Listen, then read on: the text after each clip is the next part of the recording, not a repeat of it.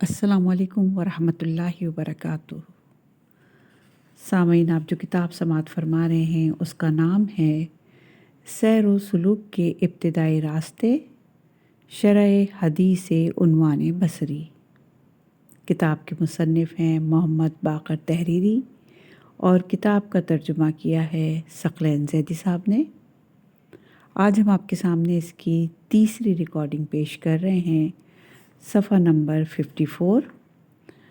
پہلی فصل ہی بیان کر رہے ہیں اور اس کے آج کا عنوان ہے صحیح مقصد کو پہچاننا اور اس تک پہنچنا۔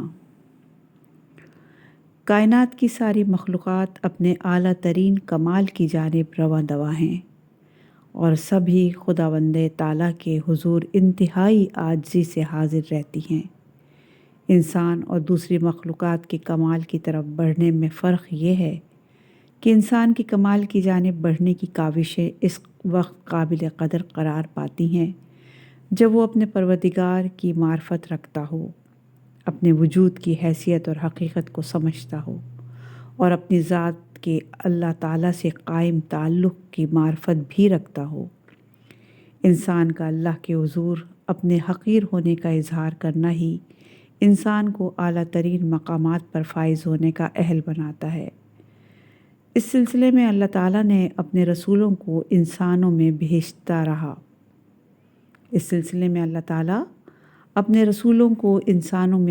رہا۔ کہ وہ انہیں سمجھاتے رہیں کہ خاص راستوں پر چلنا کیسے ہے۔ قرآن مجید میں ارشاد باری تعالیٰ ہے سورہ نحل کی آیت نمبر 36 میں، اور بتحقیق ہم نے ہر امت میں ایک رسول بھیجا ہے کہ اللہ کی عبادت کرو اور طاغوت کی بندگی سے اجتناب کرو۔ اس طرح سے خداوند تعالیٰ نے انسان سے خطاب کرتے ہوئے اسے دو گروہوں میں تقسیم کیا۔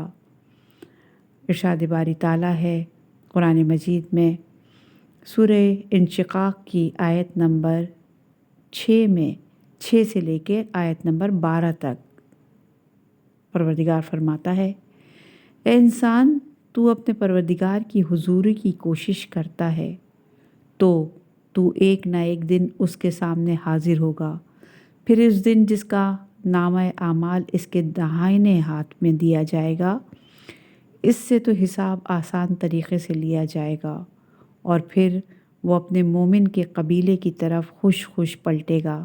لیکن جس شخص کو اس کا نامہ اعمال اس کی پیٹھ کے پیچھے سے دیا جائے گا، وہ موت کی دعا کرے گا اور جہنم وصال ہوگا۔ وہ لوگ جو دوسرے گروہ سے تعلق رکھتے ہیں ان کو معنوی اور روحانی کامرانیاں نصیب نہیں ہوں گی، بلکہ ان کا سلسلہ حیوانوں سے بھی بدتر ہوگا۔ وہ اپنے وجود سے بالکل ناآشنا، اپنی حقیقت سے بے خبر اور اللہ کی نعمتوں سے درست فائدہ اٹھانے کی صلاحیتوں سے محروم ہوں گے۔ بغیر معرفت کے خدا کی بندگی کرنے والے انسان کو امام علی علیہ السلام اس حیوان سے تشبیہ دیتے ہیں کہ جس کی آنکھوں پر پٹی بندھی ہو اور وہ اپنے ہی گرد چکر کاٹے جائے۔ آپ فرماتے ہیں، وہ شخص جو خدا کی معرفت کے بغیر اس کی بندگی میں مصروف رہے، وہ اس گدھے کی طرح ہے جو چکی کے بند منہ والے پتھر سے باندھا اپنے ہی گرد گول چکروں پہ گھوم تو سکتا ہے لیکن کسی منزل تک نہیں پہنچ سکتا۔ یہ حدیث بحار الانوار کی جلد نمبر 1 صفحہ نمبر 208 اور حدیث کا نمبر ہے 10۔ اس وجہ سے سالک کا سب سے پہلا فرض یہ ہے کہ وہ اپنے مقصد سے خوب اچھی طرح آگاہ ہو، جو کہ خدا کے نزدیک ہونے کے سوا کچھ نہیں، اور ہمہ وقت اس کی طرف متوجہ رہے۔ یہ نزدیکی مادی چیزوں کی ایک دوسرے سے قریب دکھنے والی نزدیکی کی مانند نہیں، بلکہ اپنے پورے وجود کے ساتھ اللہ تعالیٰ کے نزدیک ہونا ہے۔ اس تک رسائی اس خاص جدوجہد اور شہودی معرفت کے بغیر ممکن نہیں جس میں انسان کا انگ انگ خدا کی معرفت میں ڈوبا ہوا ہو۔ قرآن مجید میں ارشاد باری تعالیٰ ہے سورہ زاریات کی آیت نمبر 56 میں، اور میں نے جنوں اور انسانوں کو اسی غرض سے پیدا کیا کہ وہ میری عبادت کریں۔ بندگی کا انحصار اس بات پر ہے کہ انسان کو خداوند تعالیٰ کی کتنی صحیح معرفت حاصل ہے اور وہ کس طرح سے اس کا بندہ ہونے کا حق ادا کرتا ہے۔ اللہ تعالیٰ نے مخلوق کو پیدا کرنے کے مقصد کا اظہار اس طرح کیا ہے۔ سورہ طلاق کی آیت نمبر 12 میں ارشاد باری تعالیٰ ہے، وہی اللہ ہے جس نے 7 آسمان بنائے اور انہی کی طرح زمین بھی، اس کا حکم ان کے درمیان اترتا ہے تاکہ تم جان لو کہ اللہ ہر چیز پر قادر ہے، اور یہ کہ اللہ نے بلحاظ علم ہر چیز پر احاطہ کیا ہوا ہے۔ صحیح معرفت ملنے کے بعد کئی مبہم اور مشکوک اہداف کی حقیقت سامنے آ جاتی ہے، اور سالک سمجھتا ہے کہ اس راستے پر قدم آگے بڑھانے کا مقصد مافوق الفطرت اور غیر معمولی امور جیسے کرامات وغیرہ کا حصول نہیں ہے۔ وہ جان لیتا ہے کہ کشف اور کرامات کے سلسلے کی جانب بڑھ کر اپنے قیمتی وجود کی دولت کا بہت ہی سستے دام و سودا نہیں کرے گا۔ وہ یہ بھی سمجھتا ہے کہ خداوند تعالیٰ کے بتائے ہوئے راستے سے ہٹ کر چلنے میں اسے اصل منزل سے دور ہونے کے سوا کچھ نہیں ملے گا۔ ایسا نہ ہو کہ مختلف علوم اور ان کے طور طریقوں کو اپنانا ہی کہیں ایسا حجاب بن جائے کہ پھر اسے راستہ ہی نہ دکھائی دے۔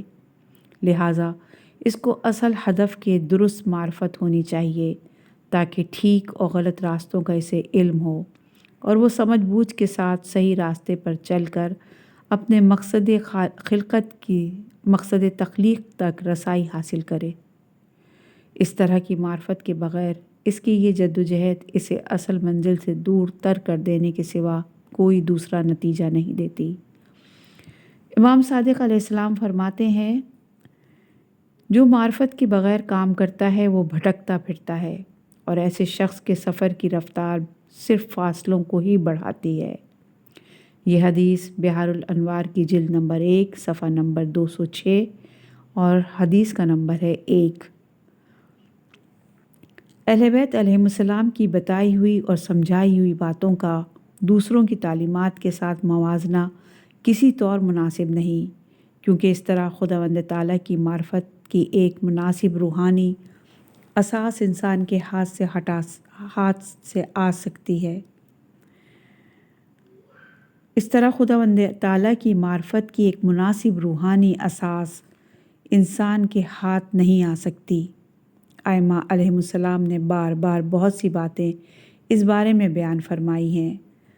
نمونے کے طور پر یہ دیکھیں کہ امام باقر علیہ السلام نے ان 2 بندوں سے خطاب کرتے ہوئے کیا فرمایا جو ان سے ملنے آئے تھے۔ آپ فرماتے ہیں، انسان مشرق میں چلا جائے یا مغرب میں، صحیح علم اور درست معرفت اسے صرف اہل بیت علیہم السلام اور ان کی تعلیمات سے ہی حاصل ہو سکتی ہیں۔ یہ حدیث بحار الانوار کی جلد نمبر 2 صفحہ نمبر 92 روایت نمبر 20 ہے۔ ایک دوسری روایت میں آپ فرماتے ہیں، جان لو کہ لوگوں میں سے کسی ایک کے پاس بھی کوئی حق کی بات اور صحیح معرفت نہیں مگر وہ کہ جو ہم اہل بیت علیہم السلام سے لی گئی ہو۔ یہ حدیث بھی بحار الانوار کی جلد نمبر 2 صفحہ نمبر 94 اور روایت کا نمبر ہے 31 میں موجود ہے۔ اسی طرح امیر المومنین علیہم السلام فرماتے ہیں، اگر تم علم کو اس کے منبع سے حاصل کرتے، پانی تازہ پیتے، نیکی کو اس کی صحیح جگہ سے لیتے، صحیح راستہ اختیار کرتے، راہ حق پر چلتے اور اپنے آپ ان راستوں پر چلتے کہ نشانیاں تم پر ظاہر ہو جاتی۔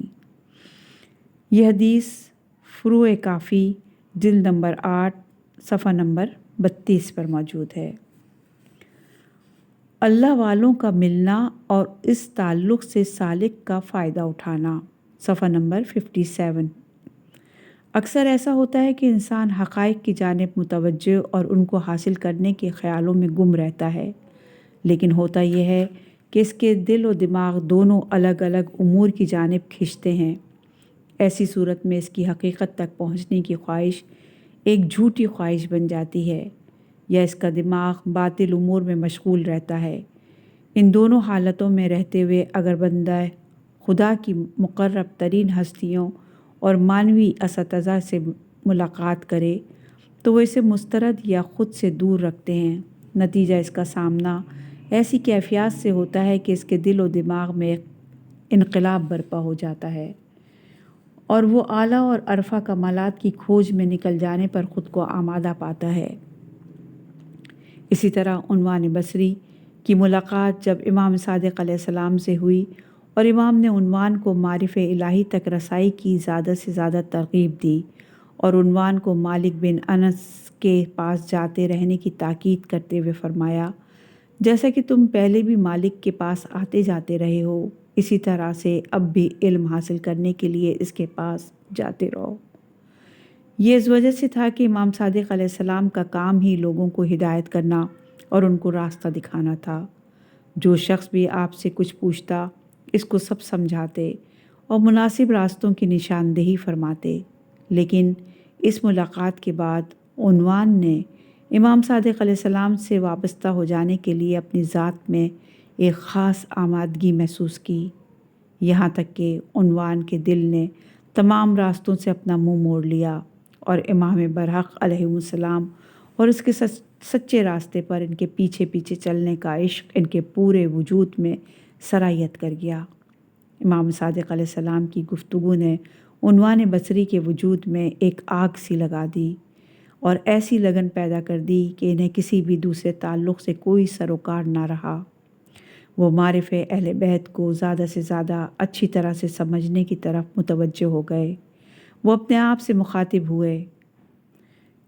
وہ کہتے ہیں، امام علیہ السلام نے مجھ میں کوئی اچھائی دیکھی ہوتی تو وہ مجھے کبھی بھی اپنے نزدیک آنے اور خود ان سے علم حاصل کرنے کے لیے نہیں روکتے۔ عنوان بصری اپنی خامیوں کو جان گئے تھے اور سمجھ گئے تھے کہ ان کے تمام عیوب انسان کامل کے آس پاس رہنے سے خود بخود ٹھیک ہو جائیں گے۔ اکثر ایسا ہوتا ہے کہ لوگ اپنی خامیوں کی طرف متوجہ نہیں ہوتے اور ایسے رہبروں سے رابطے میں نہیں ہوتے جو ان کے عیوب ختم کروا سکیں اور انہیں کمال تک لے جانے کے اہل ہوں۔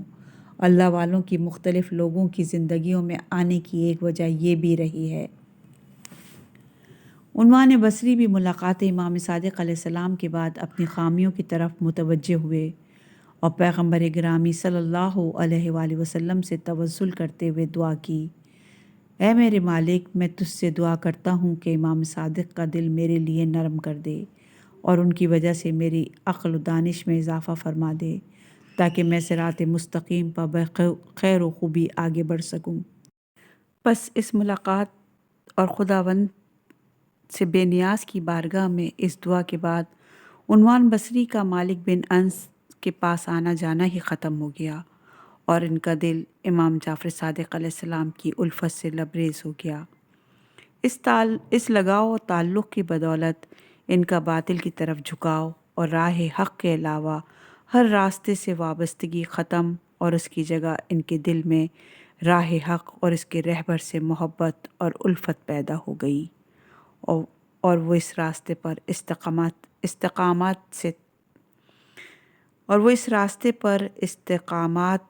سے چلتے رہے۔ کمال حاصل کرنے پر ڈٹے رہنا، صفحہ نمبر 59۔ کمال حاصل کرنے کے راستے میں انسان سازی کے جو اہم ترین طریقے ہیں، ان میں سے ایک سلوک یعنی روحانی تربیت کی راہ میں پیش آنے والی مشکلات سے مقابلہ کرنے کے لیے ڈٹ کے کھڑے رہنا ہے۔ قرآن کریم صرف خداوند تعالیٰ کے پروردگار ہونے کا اقرار کرنے کو اعلیٰ ترین انسانی درجات کے حصول کے لیے کافی نہیں سمجھتا۔ وہ چاہتا ہے کہ انسان محدود وسائل کے ساتھ مشکلات کا مقابلہ کرتے ہوئے اس طرح مقامات عالی کے حصول کے ہدف پر ڈٹا رہے جیسا کہ حقیقت کو جان لینے والے اور اس کے راستوں پر نکل جانے والے ہمیں بتاتے ہیں۔ قرآن کریم میں ارشاد خداوندی ہے، سورہ فصلت کی آیت نمبر 30۔ وہ کہتے ہیں ہمارا رب اللہ ہے، پھر ثابت قدم رہتے ہیں، ان پر فرشتے نازل ہوتے ہیں اور ان سے کہتے ہیں نہ خوف کرو نہ غم کرو۔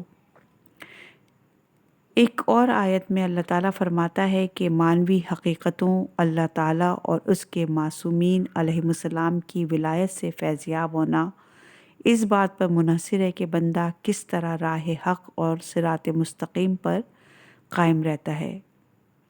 سورہ جن کی آیت نمبر 16 میں ارشاد خداوندی ہے، اور انہیں یہ بھی سمجھا دیں کہ اگر یہ لوگ اسی راہ پر ثابت قدم رہتے تو ہم انہیں وافر پانی سے سیراب کرتے۔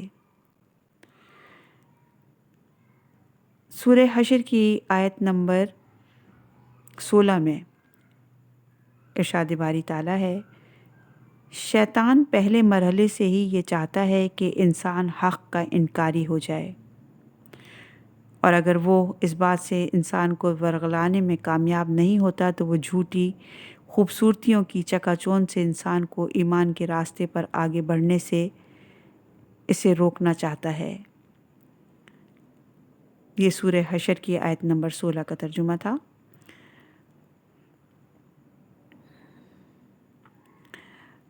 ہم معافی چاہتے ہیں، یہ سورہ نمل کی آیت نمبر 24 کا ترجمہ تھا کہ انسان کو ایمان کے راستے پر آگے بڑھنے سے اسے روکنا چاہتا ہے۔ سورہ محمد کی آیت نمبر 25 کا ترجمہ ہے، یہ اپنے فتنوں سے وہ حق کی عملی مخالفت کی طریقے پیش کرتا ہے۔ شیطانی طریقہ کار یہ ہوتا ہے کہ بندے کو بالکل بھی حق پر عمل پیرا نہیں ہونے دیتا، اور کبھی بندہ ایسا کرے بھی تو اس روش پر بہت زیادہ اس کو قائم نہیں رہنے دیتا۔ مادی چیزوں سے جڑے رہنے کے نتائج انسان کو فوراً مل رہے ہوتے ہیں۔ دوسری طرف غیب کے اندیکھے جہانوں سے تعلق استوار کرنا اور نیک کاموں کو انجام دینا اس بات کا تقاضا کرتے ہیں کہ انسان دنیاوی چکاچوند اور خواہشات کا مقابلہ کرتے ہوئے ان سے نبرد آزما رہے، ان کو کم سے کم کرنے پر توجہ دے، اور یہ ذہن میں رکھے کہ شیطان ہر قیمت پر اس کو دنیاوی خوبصورتیاں دکھا کر ایسی حالت میں لے جائے گا کہ انسان کمال حقیقی کو حاصل کرنے سے نا امید اور مایوس ہو جائے گا۔ مایوسی اور نا امیدی ایسی آفت ہیں کہ جو حق کے متلاشیوں کو ہمیشہ سے ڈراتی آئی ہیں۔ شیطان ایسی صورت پیش کرتا ہے کہ سالک اپنے بارے میں یہ گمان کرنے لگتا ہے کہ وہ ناکام اور شکست خوردہ ہو رہے گا۔ اس طرح انسان جو اپنے نفس کی اصلاح اور خدا تک پہنچنے کی کوششوں میں ہوتا ہے، شیطان اس کے عزم اور اس کی تمام کوششوں کو بری طرح شیرازہ بکھیر دیتا ہے، اور انسان مایوسیوں میں مبتلا ہو کر رہ جاتا ہے۔ مایوسی کی ایک وجہ سالک کی سستی اور کاہلی بھی ہوتی ہے، جو اس کو عمل کرنے سے دور رکھتی ہے۔ اس حالت سے بچاؤ اور اپنے ارادوں پر قائم رہنے کے لیے ضروری ہے کہ سالک امام علیہ السلام کے اس فرمان پر گہری توجہ کرے۔ امام علیہ السلام فرماتے ہیں، مومن آنے والی دنیا یعنی عالم آخرت کی طرف متوجہ رہتا ہے، اور اس ختم ہو جانے والی دنیا سے کوئی دلی لگاؤ نہیں رکھتا۔ سستی اور کاہلی اس سے دور ہی رہتی ہے، اور وہ ہمیشہ اطمینان سے رہتا ہے۔ مولا کی یہ حدیث بحار الانوار کی جلد نمبر 75 صفحہ نمبر 26 اور حدیث کا نمبر ہے 192۔ مومن خدا کے کمال حقیقی پر کامل توجہ رکھتا ہے، کسی اور کی جانب راغب ہونا اپنے لیے ایک عیب تصور کرتا ہے۔ جب بھی اس کو رکاوٹوں کا سامنا ہوتا ہے کہ جس کے باعث اس کی کارکردگی متاثر ہونے لگتی ہے، تو خدا کی جانب متوجہ ہونا اس کی مدد کرتا ہے، اور وہ راستے کی رکاوٹوں کو دور کر کے آگے کی جانب بڑھتا چلا جاتا ہے۔ ہمیشہ اعمال خیر بجا لانے کا پکا ارادہ کیے اچھے کاموں کی مخالفت سے دور، اس طرح کے عزم اور ارادے کے ساتھ خیر کی پیروی اور شر سے جہاد کرتے ہوئے اپنی جد و جہد کو جاری رکھتا ہے۔ امام علیہ السلام فرماتے ہیں، پختہ عزم اور مضبوط ارادے کے ساتھ کاہلی کے خلاف اٹھ کھڑے ہونے میں مستقل مصروف عمل رہتا ہے۔ یہ حدیث غرر الحکم کی حدیث نمبر ہے 5927۔ امور میں غور و فکر کی ضرورت، صفحہ نمبر 62۔ مقاصد کے حصول کے لیے انسان کا سستی اور کاہلی سے دور رہتے ہوئے اعمال انجام دینا، بہترین منصوبہ بندی کرنا، مستقل مزاجی اور بہت آگے تک سفر کو ذہن میں رکھ کر آگے بڑھنا ضروری ہے۔ اگر اس طرح سے کام انجام نہ دیے جائیں تو اعمال کی انجام دہی میں ایک تسلسل اور پائیداری حاصل نہیں ہو پاتی۔ امیر المومنین علیہ السلام کا فرمان ہے، عمل سے پہلے کی منصوبہ بندی انسان کو ندامت سے بچاتی ہے۔ یہ حدیث بحر الانوار کی جلد نمبر 68 صفحہ نمبر 338 اور حدیث کا نمبر ہے 1۔ اسی طرح ایک اور جگہ فرماتے ہیں، عقل مند ترین لوگ وہ ہیں جو اپنی اگلی زندگی پر زیادہ توجہ دیتے ہیں۔ یہ حدیث غرر الحکم کی روایت نمبر 542 میں موجود ہے۔ اسی طرح ایک اور جگہ فرماتے ہیں، عنوان بصری بڑھاپے کے غم و اندھوں اور اس کی مشکلات سے نبرد آزما تھے، لیکن وہ امام صادق علیہ السلام کے ابتدائی تربیتی نقطۂ نظر سے مایوس نہیں ہوئے۔ حق کا راستہ جو امام پر آشکار تھا، اس سے عنوان بصری نے کبھی منہ نہ موڑا، بلکہ فتنوں اور مایوسیوں کا مقابلہ کرتے ہوئے مناسب راستے کی منصوبہ بندی کر کے اس پر عمل پیرا ہو کر روتے ہوئے رسول خدا صلی اللہ علیہ وآلہ وسلم سے التجا کی کہ امام جعفر صادق علیہ السلام کا دل ان کے لیے نرم ہو جائے اور وہ امام علیہ السلام سے فیض یاب ہو سکیں۔ مجبوریوں اور زنجیروں سے آزادی حاصل کرنا، صفحہ نمبر 63۔ راہ سلوک میں سب سے پہلی اور سب سے اہم رکاوٹ جس سے سالک کا سامنا ہوتا ہے وہ اس کی مختلف چیزوں سے دلی وابستگی ہے۔ یہ کھچاؤ انسان کی اسیری اور دنیا میں پھنسے رہ جانے کا باعث بنتا ہے، اور سالک عالم فطرت سے اپنے تعلقات منقطع نہیں کر پاتا اور مہاجر اللہ ہونے یعنی خدا کی طرف ہجرت کا شوق اس میں پیدا نہیں ہو پاتا۔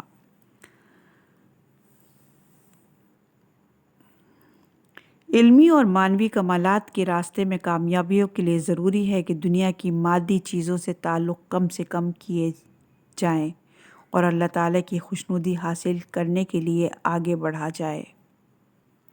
امام صادق علیہ السلام فرماتے ہیں، اگر تمام اچھائیاں ایک گھر میں بند ہوں تو دنیا میں اس گھر کی چابی پرہیزگاری قرار پائے گی۔ یہ حدیث بحار الانوار کی جلد نمبر 70 صفحہ نمبر 49 اور حدیث کا نمبر ہے 20۔ پرہیزگاری کے حصول میں انسان کو ہر لمحے کوشاں رہنا چاہیے۔ اس پرہیزگاری کے بلند ترین مقام کی طرف رسول اکرم صلی اللہ علیہ وآلہ وسلم نے اشارہ فرمایا ہے۔ پرہیزگاری صرف یہی نہیں کہ بندہ خود کو حرام سے بچائے، بلکہ اس بات پر اطمینان رکھنا بھی ہے کہ جو کچھ خدا کے پاس ہے وہ اس سے کہیں زیادہ اور بہتر ہے جو بندے کے اپنے پاس ہے۔ یہ حدیث بھی بحار الانوار کی جلد میں موجود ہے، جلد کا نمبر ہے 74 صفحہ نمبر ہے 172 اور روایت ہے 8۔ وہ اپنے لیے اس بات کو لازم جانتا ہے کہ دنیاوی زندگی کو چلانے کے لیے خوب کوشش کرنی ہے، نفسانی کمالات سے جڑے ہوئے علوم کو، علم توحید اور معرف دینی کو مد نظر رکھتے ہوئے حاصل کرنا، اور کبھی بھی اس بات کو قبول نہیں کرنا ہے کہ جو کچھ اس نے خود سے حاصل کر لیا ہے وہ اس سے کہیں زیادہ ہے جو خداوند تعالیٰ اس کو عنایت کر سکتا ہے۔ ہر طرح کے دلی تعلق کو ختم کرنا ضروری ہے، چاہے وہ تعلق توحید کے علوم و معارف سے ہی کیوں نہ ہو۔ اس طرح تمام وابستگیوں اور تعلقات سے دوری اختیار کر کے انسان خود کو اس مقام پر پاتا ہے کہ جیسا مولا علی علیہ السلام نے فرمایا ہے کہ وہ بندہ نہیں چاہتا کہ اس کی پرہیزگاری کسی پر آشکار ہو۔ یہ نہج البلاغہ کی حکمت نمبر 28 ہے۔ آگے حافظ کا غزل کا ایک شعر ہے، شعر کا نمبر 7 ہے اس کا، اور غزل کا نمبر ہے 132، دیوان حافظ میں موجود ہے یہ تصحیح قدسی کے نام سے۔ تو اس کا ایک شعر ہے اور اس کا ترجمہ ہم بیان کر رہے ہیں کہ تیرا حال تو یہ ہے کہ تو طبیعت کے سرائے سے باہر قدم ہی نہیں رکھتا، پھر بھلا حقیقت کی گلی میں تیرا گزر کہاں ہو سکتا ہے۔ اس وجہ سے معلمین روحانی ہمیشہ سالکان کو یہ سمجھاتے رہے ہیں کہ طریقت یہ ہے کہ اس دنیا سے قطع تعلق کر لیں اور معنویت اور روحانیت کے راستے میں اپنے کمالات اور علم کو بالکل بے وقت خیال کریں، کیونکہ حصول علم اور تصوراتی علوم در حقیقت اصل علم حضوری کو حاصل کرنے کا پیش خیمہ ہے،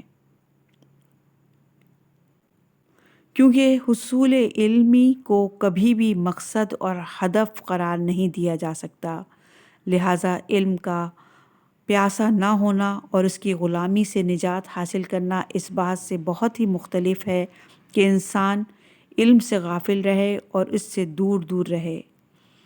ائمہ علیہم السلام لوگوں سے جب میل ملاقات یا ان کی تربیت کرتے تو اس طرح سے ان کی تربیت کرتے کہ لوگ علوم و مطالب کی ظاہری چکا چوند میں پھنس کے نہ رہ جائیں، بلکہ علوم کی گہرائیوں اور اصل مطالب تک پہنچیں۔ کچھ افراد جو قلب سلیم اور کمالات کی متلاشی روح کے مالک تھے، جیسے کہ حشام بن ملک امام صادق علیہ السلام کے جوان اصحاب میں سے ایک ہیں، کہ جنہوں نے سب کچھ بھلا کر عاجزی اور انکساری کے ساتھ علوم اہل بیت علیہم السلام سے استفادہ کیا۔ کچھ لوگ ایسے بھی گزرے ہیں، مثلاً ابن ابی اوجا، یہ حسن بصری کے شاگردوں میں سے تھے جو کچھ عرصے بعد مرتد ہو گئے تھے، جو دنیاوی پردوں سے پرے نہ دیکھ سکے اور رحمت امام سے مستفید نہ ہو کر کفر اور دنیا پرستی میں ڈوب کر غرق ہو گئے۔ عنوان بصری نے مختلف عالموں کے زیر سایہ کئی علمی مراحل طے کیے ہوئے تھے۔